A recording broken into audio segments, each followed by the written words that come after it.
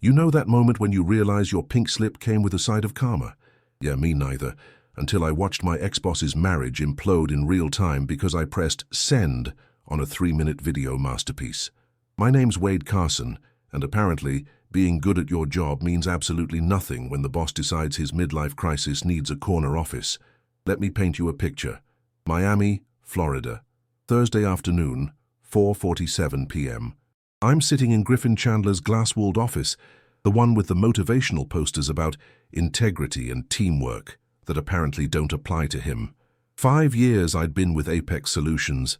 5 years of hitting quotas, training new hires, building the entire Southeast sales territory from scratch. I turned that department into a revenue-generating machine.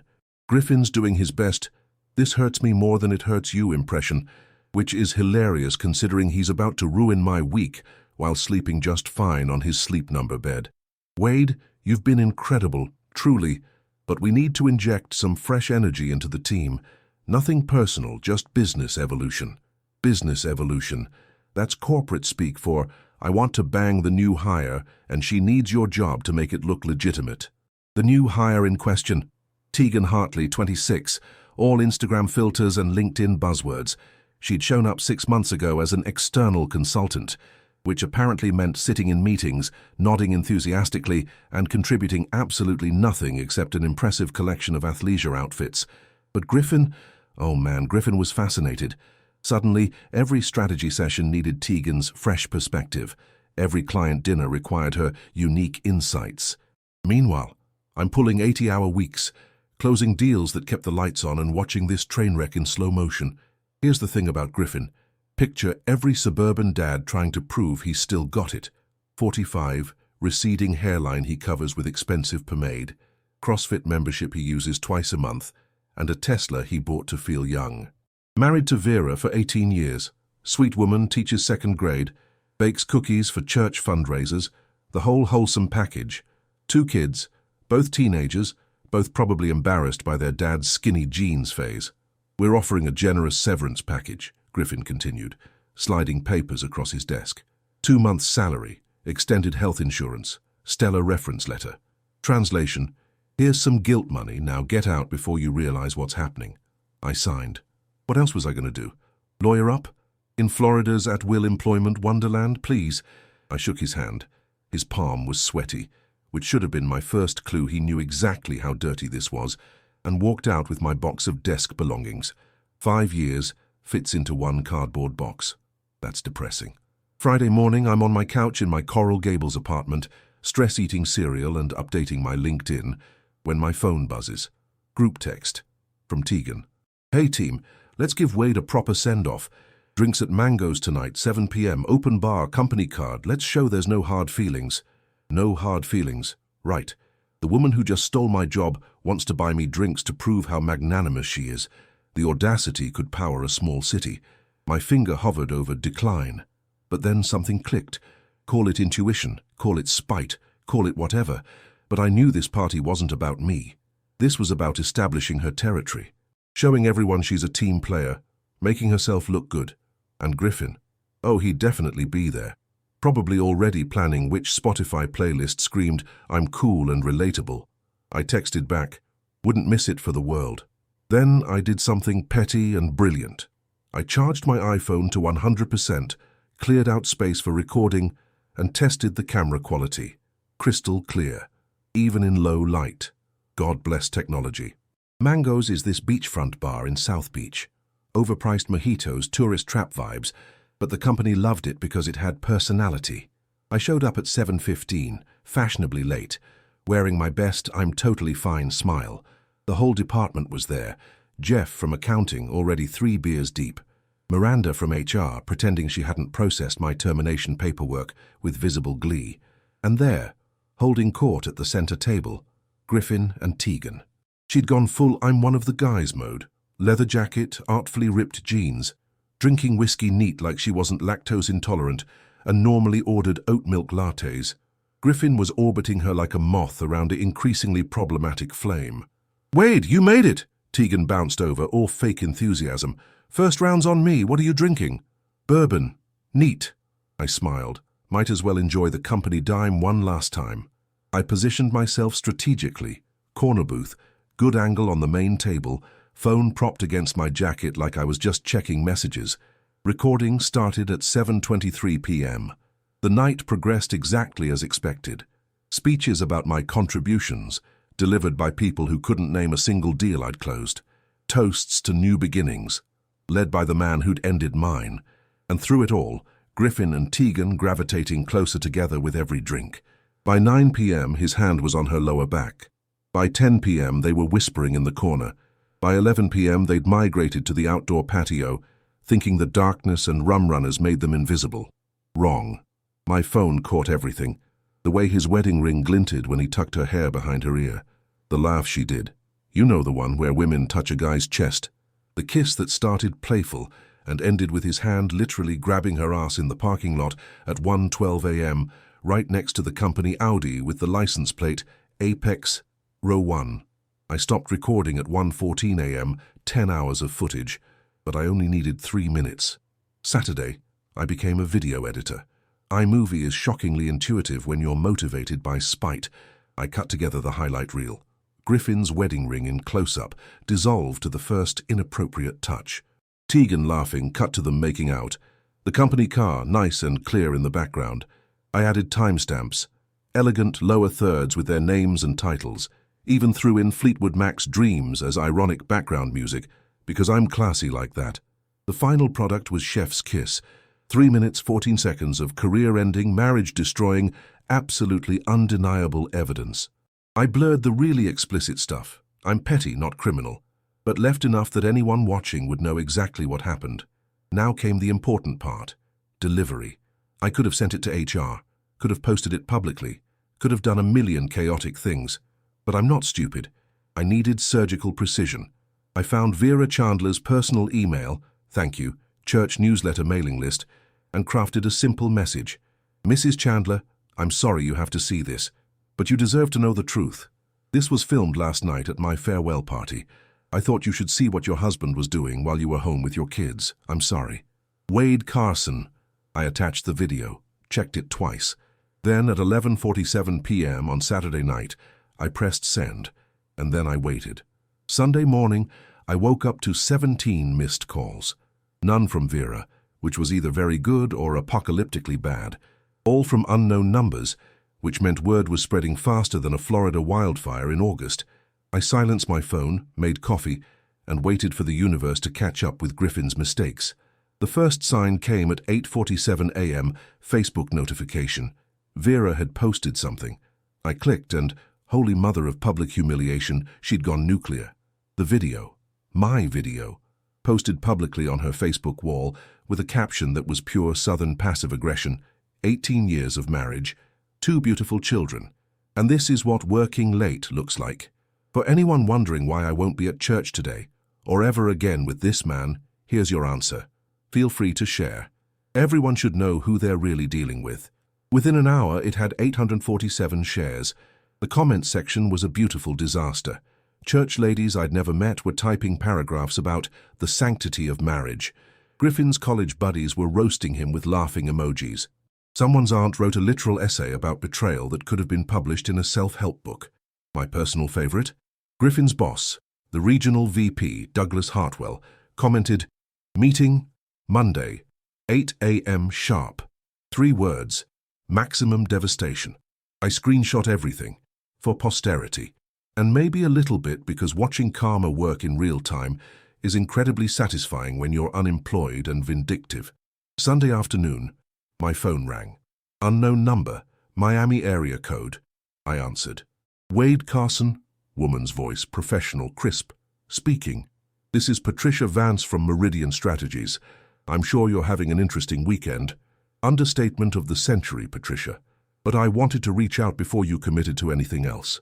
We've been following your work at Apex for a while. Heard about your departure, let's say we saw the aftermath.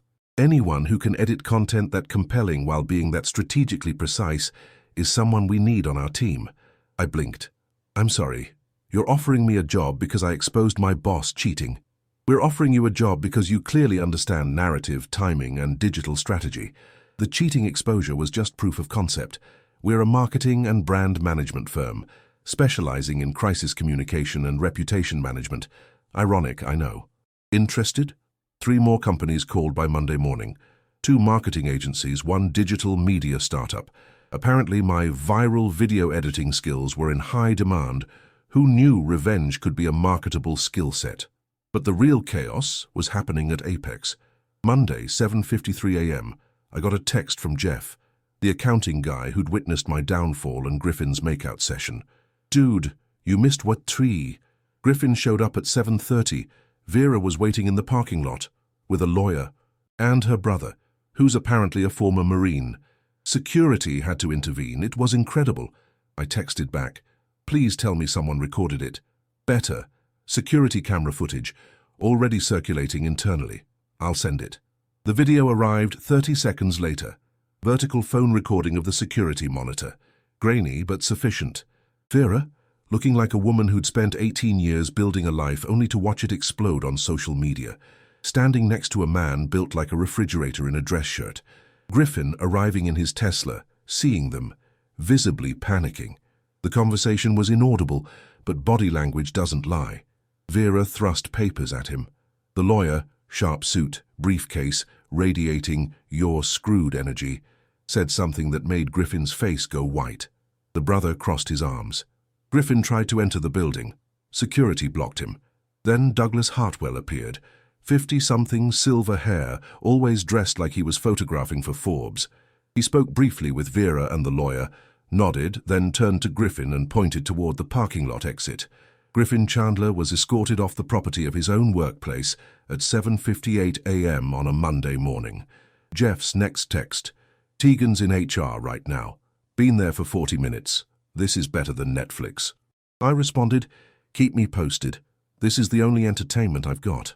By noon, the full story emerged via company group chat, which I was technically still in because IT hadn't removed my access yet. Bless incompetent offboarding procedures. Griffin, fired, effective immediately. Violation of company ethics policies and inappropriate workplace conduct. His severance package, nullified due to moral turpitude clause. Legal would handle the details, but essentially he was getting nothing except a cardboard box and a destroyed reputation. Tegan, let go. Not fired, let go. Because firing her would admit they'd hired someone unqualified, which would make leadership look stupid. Instead, she got the "we're restructuring and your position has been eliminated" treatment. 2 weeks severance, no reference letter. Good luck explaining that employment gap, Tegan. The department? In shambles. Turns out when you fire the guy who built everything and promote his inexperienced replacement, then fire her too, the remaining team has no idea what they're doing. 3 major clients called demanding to know where I went. Sales pipeline reports were apparently incomplete because only I knew how to generate them correctly. The CRM system I'd customized, nobody else understood it. Apex was hemorrhaging revenue, and I was drinking iced coffee in my living room, watching it burn via group chat screenshots. Wednesday, Vera called me directly. Wade, it's Vera Chandler. Well, soon to be Vera Harding again, if my lawyer has anything to say about it. Mrs. Chandler, Vera, please, after what you did for me, we're past formalities. She sighed, heavy, exhausted. I wanted to thank you and apologize. I had no idea what Griffin was doing. I trusted him completely. Which makes me an idiot, apparently. You're not an idiot. He's just a really good liar. Was, she corrected. Bitter laugh. Past tense. His lawyer called this morning. Griffin's trying to claim I humiliated him publicly and asking for reduced alimony. My lawyer laughed so hard he dropped the phone. Good lawyer. The best. Wade, I also wanted to tell you, I'm getting the house, the cars, majority of the retirement accounts, and I'm getting a settlement large enough that I've been considering investment opportunities. That's great, you deserve it. There's a company, Meridian Strategies, competitor to Apex. They've been trying to poach Apex clients for years. I'm buying in as a partner, 20% stake, and they're looking for a director of sales to lead their expansion into the Southeast Territory. My heart stopped. Vera, the job's yours if you want it. 60% salary increase from what you were making, full benefits, company car, and the satisfaction of watching Griffin realize you're now working for his competition, stealing his former clients while being partially funded by his divorce settlement. I started laughing. Couldn't help it. The poetic justice was too perfect. When do I start? 2 weeks. I'll have Patricia send the offer letter today. Thursday morning, Griffin called me. I almost didn't answer, but curiosity won. Wade! His voice was destroyed, raspy, broken. You ruined my life. No, Griffin. You ruined your own life. I just documented it. Vera took everything. My kids won't talk to me. I'm living in the extended stay America off Route 95. Tegan blocked me. Nobody's returning my calls. Sounds rough, buddy. You don't understand what you've done? I understand perfectly. You fired me to make room for your affair. You humiliated me publicly. You violated every principle you claim to value. I simply provided evidence of your character to someone who deserved to know the truth. Everything after that, that was consequences. You remember consequences, right? That thing you used to lecture new hires about during ethics training? Silence. Good luck with everything, Griffin. Oh, and one more thing. I'm starting at Meridian in 2 weeks. We'll be competing for the Baxter account. You know the one I closed last year? The 6-figure contract you took credit for in your performance review? Yeah, that one. See you in the marketplace. I hung up. 2 weeks later, I walked into Meridian Strategies wearing a suit that cost more than Griffin's monthly extended stay rent. The office was in Brickell, Miami's financial district, all glass towers and power lunches. Meridian occupied the 18th floor with panoramic views of Biscayne Bay.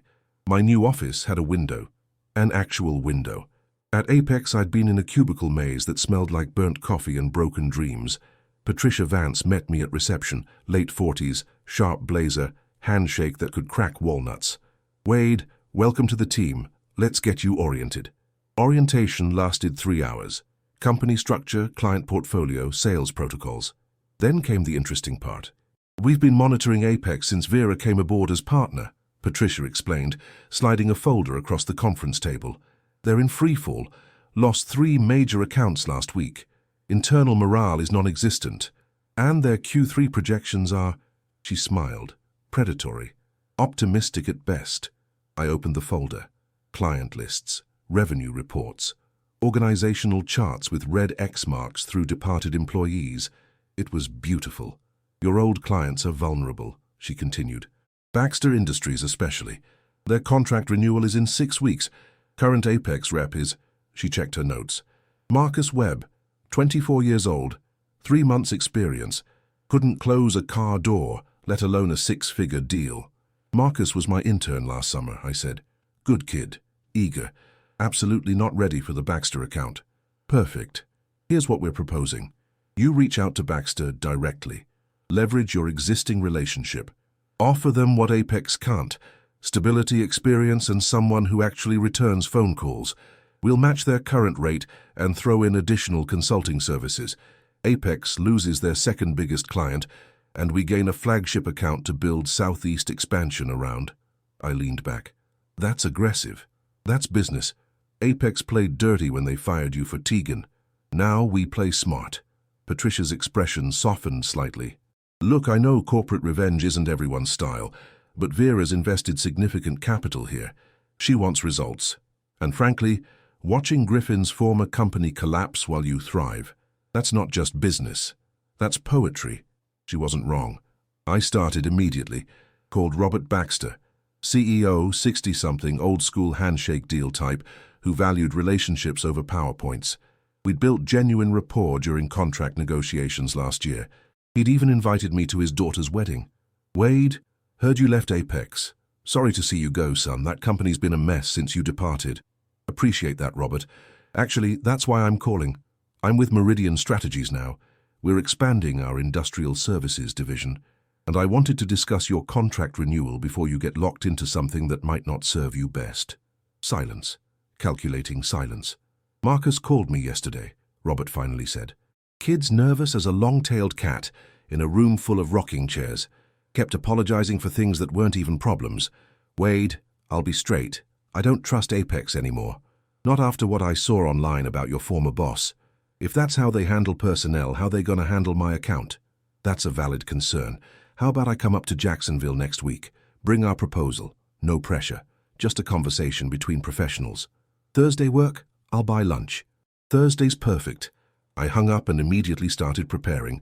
Meridian's resources were light years beyond Apex. Research team, presentation designers, legal consultants who actually responded to emails. By Wednesday, I had a proposal that would make Baxter cry tears of joy. Thursday morning, I flew to Jacksonville. Regional jet, business class, company expense account. Griffin used to make me fly economy and share rental cars to control costs. Meanwhile, he was expensing $200 steak dinners with Tegan. Robert met me at his office, massive manufacturing facility outside the city, the kind of place that employs half the county. We toured the floor, talked operations, then settled into his conference room with catered barbecue from that spot on San Marco Boulevard. All right, Wade, show me what you've got. I walked him through everything. Service guarantees, response time commitments. Cost analysis showing how Meridian's integrated approach would save them 14% annually while improving delivery metrics. Case studies from similar clients. References from industry leaders. Robert listened, asked smart questions, took notes on actual paper, like a man who still believed in pens. Finally, this is solid work, real solid, but I gotta ask, why'd Apex let you go? Watching Marcus fumble around, I can't figure why they'd fire the guy who built their whole Southeast operation. I'd prepared for this. Honesty without bitterness. Office politics, my former boss wanted to promote someone else. It wasn't about performance, it was about personal preference. Sometimes that's how it goes. That someone else was the woman in the video, wasn't it? Robert's expression was knowing. The one your boss was canoodling with in the parking lot. Yes, sir. Robert shook his head. Idiots. Absolute idiots. You know what I appreciate, Wade? Integrity. You could have badmouthed them 6 ways from Sunday just now, but you stayed professional. That tells me everything I need to know about your character. He extended his hand. Meridian's got the Baxter account.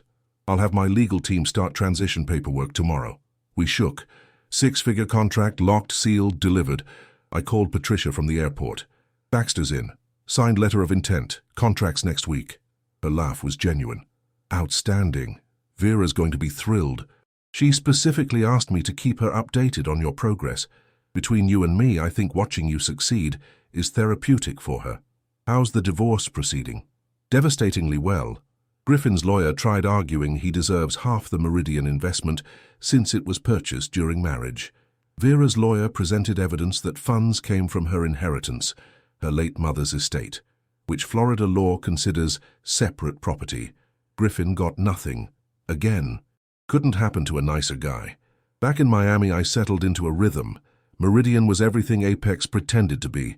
Collaborative culture, transparent leadership, people who actually valued competence over politics. My team was small but talented. 3 account managers I'd personally recruited, all young professionals tired of toxic corporate environments. We went after Apex clients systematically, not aggressively, professionally, reaching out when contracts came up for renewal, offering better terms, highlighting Meridian's stability versus Apex's chaos. Within 6 weeks, we'd flipped 4 accounts. Within 3 months, 7. Each one a calculated extraction of revenue from Griffin's former empire. The best part, it was completely legal, ethical even. We weren't stealing clients, we were offering superior service to companies that had legitimate concerns about Apex's viability. October rolled around. I was pulling into my apartment complex, upgraded to a 2-bedroom in Coconut Grove with actual parking, when my phone rang. Vera. Wade, you sitting down? I'm in my car, so technically yes. Apex filed for Chapter 11 bankruptcy protection this morning. They're restructuring, massive layoffs, office consolidation. Douglas Hartwell resigned. The company Griffin spent 20 years building is effectively dead. I sat in my car, engine off, processing. How do you feel about that? Honestly, relieved. Not happy, I'm not a monster, but relieved. Griffin called me yesterday, crying, actual tears, said I destroyed his life, that the divorce and the video and everything ruined him. What did you say? I said, you destroyed your own life. I just stopped enabling it. Then I hung up. She paused.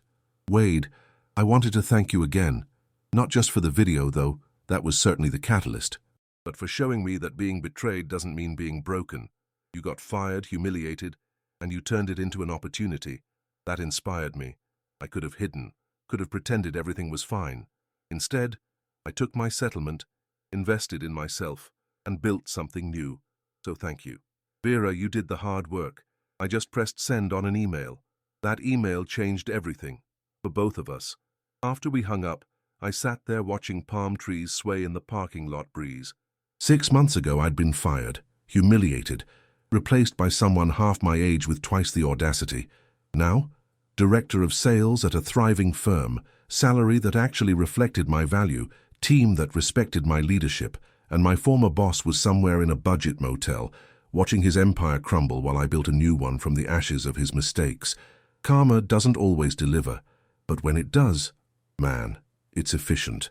November brought the kind of poetic justice that screenwriters would reject as too convenient. Apex Solutions officially closed its Miami office. 37 employees, people I'd worked alongside for 5 years, got termination notices the week before Thanksgiving. The irony wasn't lost on anyone. Griffin had fired me to save money and make room for his affair. Now the entire operation was liquidating because his terrible decisions created a financial death spiral. Jeff from accounting texted me, "Building's being cleared out today. It's like a funeral, but everyone's angry instead of sad." Griffin showed up to collect personal items. Security escorted him out in 8 minutes flat. Highlight of my month. I replied, "Did anyone play Sarah McLachlan's I Will Remember You?" Dude, I actually laughed out loud. People are staring.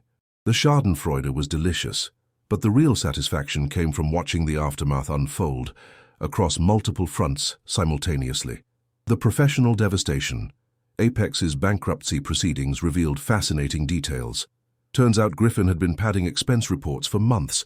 Those client dinners with Tegan weren't just unethical, they were fraudulent. $47,000 in inappropriate charges.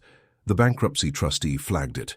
Suddenly Griffin wasn't just unemployed, he was under investigation for embezzlement. His LinkedIn profile, once boasting about transformational leadership and driving organizational excellence, now showed open to opportunities with zero activity. I checked it weekly. Sue me, I'm petty. Meanwhile, my LinkedIn was exploding. Recruiters daily. Speaking invitations for sales conferences. Someone asked me to guest lecture at University of Miami's Business School about ethical leadership in crisis. The irony was so thick you could serve it at Thanksgiving dinner. The personal implosion. Vera's divorce finalized in early November. She got everything. The house in Pinecrest, 4-bedroom pool, the whole suburban dream, both cars, Griffin's 401k, the boat he'd bought during his midlife crisis and used twice. Even the country club membership. Griffin's settlement. Legal obligation to pay $200 monthly in alimony and child support. On what income? Great question. His job prospects were non-existent. Nobody hires the guy who became a cautionary tale about workplace affairs and embezzlement investigations. Vera invited me to her freedom party, her words, at the Pinecrest house in mid-November. Catered event, open bar. 50 guests, including her lawyer, her brother the Marine, several former Apex employees who'd jumped ship, and half her church congregation. I arrived fashionably late with an expensive bottle of champagne. The house was beautiful, decorated in that elegant but comfortable style that screamed actual adult lives here.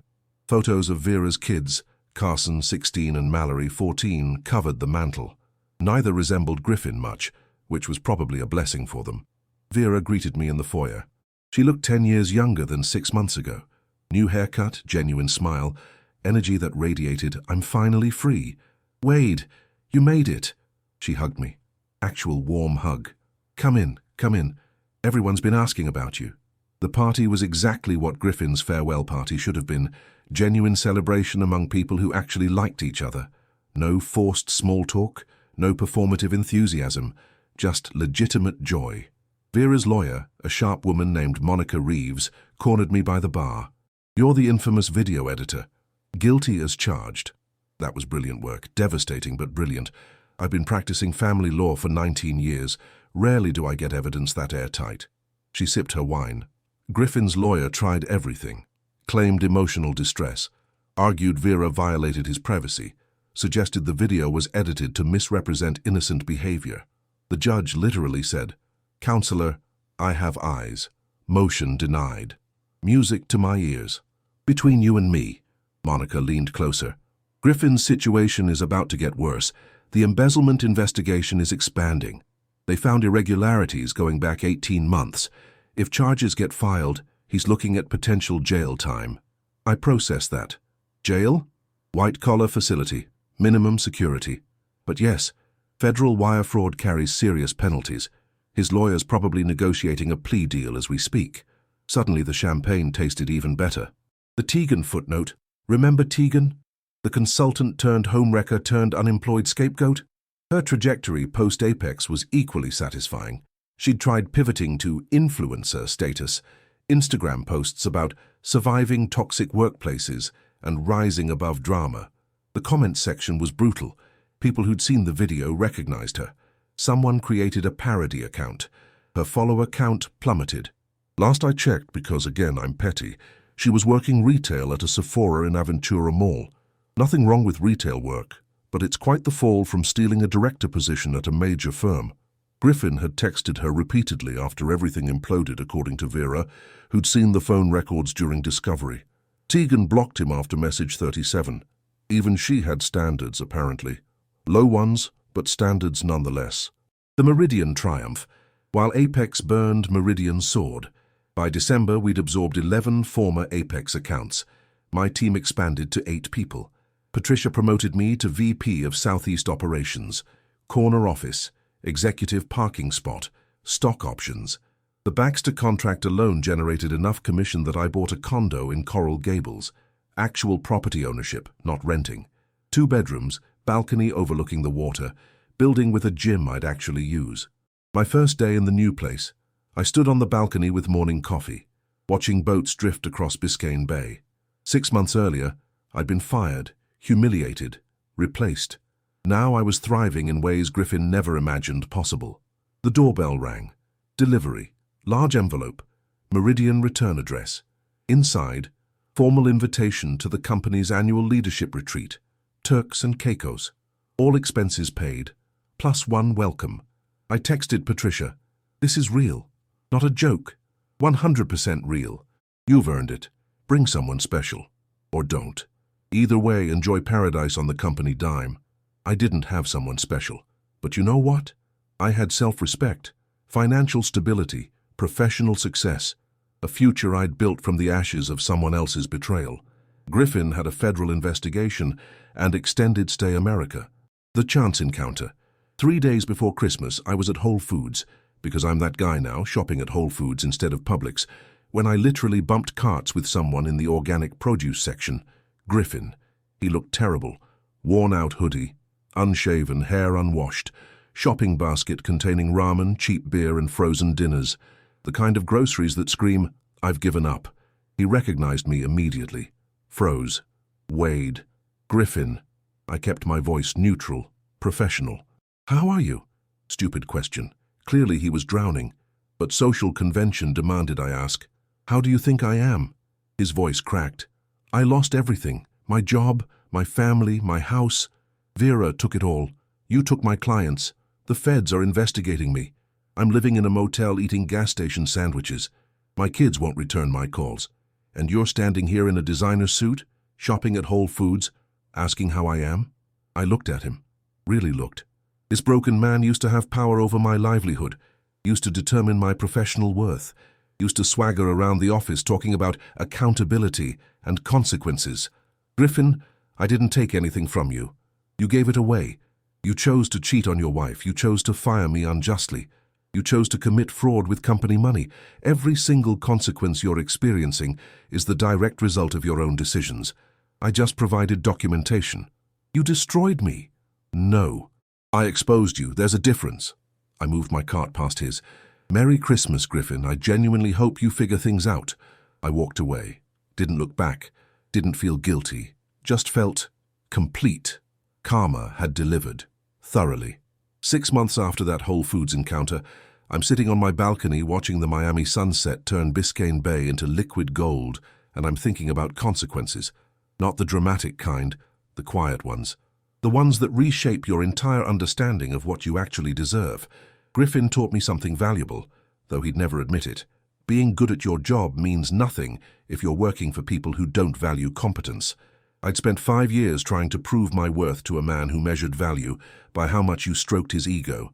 Meanwhile, he was paying himself compliments with company funds and my job title. The irony, getting fired was the best thing that ever happened to me. Meridian's grown exponentially. We absorbed so much of Apex's former client base that we're now the dominant player in Southeast sales consulting.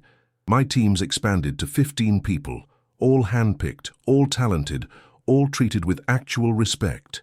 Radical concept, I know. Vera's thriving too. She sold the Pinecrest house, too many memories, and bought a stunning condo in Coconut Grove. 3 blocks from mine, actually. We grab coffee sometimes. Not dating. Just 2 people who survived the same hurricane and understand the aftermath. Her kids are doing well. Carson got accepted to University of Florida. Mallory's excelling in debate team.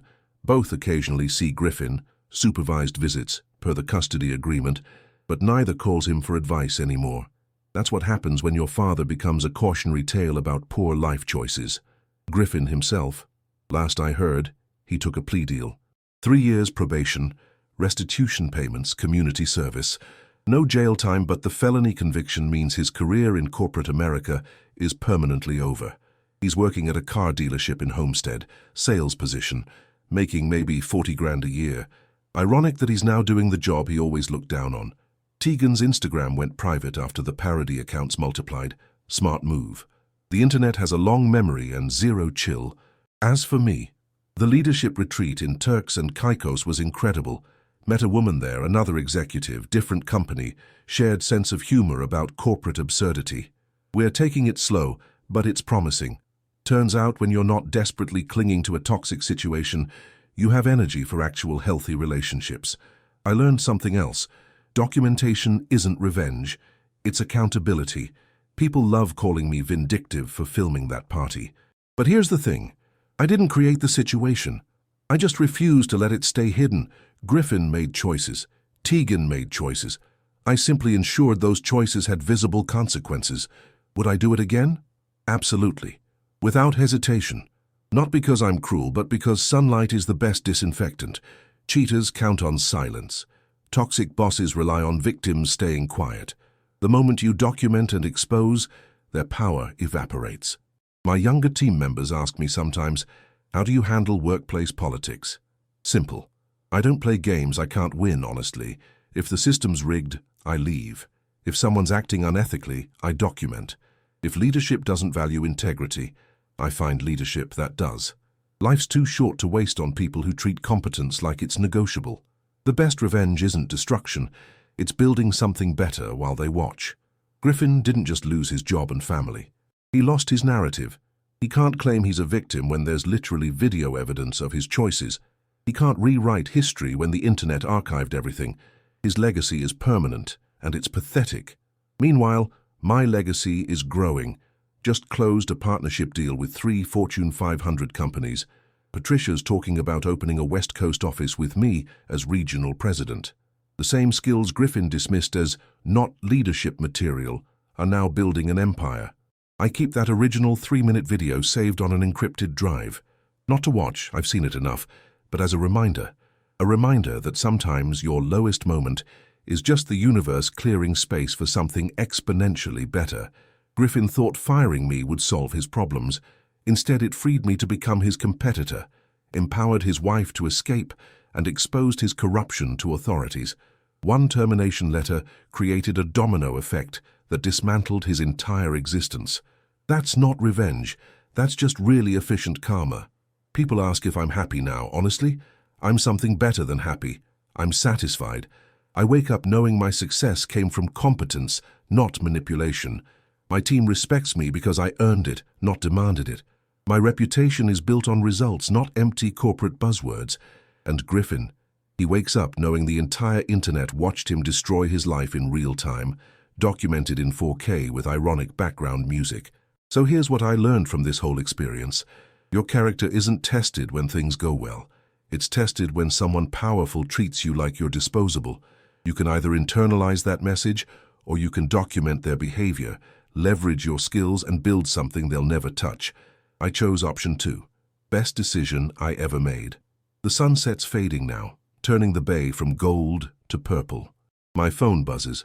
Patricia asking if I'm free for a strategy call tomorrow about the West Coast expansion. I reply, absolutely. Let's build something great. because that's what you do when someone tries to erase you. You don't just survive. You thrive so loudly they can't ignore the sound.